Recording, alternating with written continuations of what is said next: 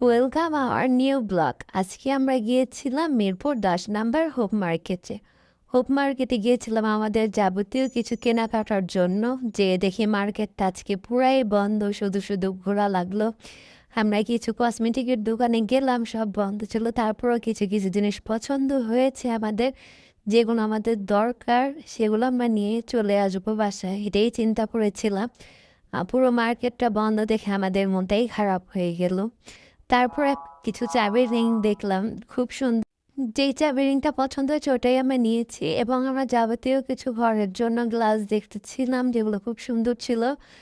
কিন্তু আজকে খুব দাম ছিল বেশি। আমি একটা গ্লাস দেখেছিলাম যেটার দাম তার 250 থেকে 300 বলতেছিল।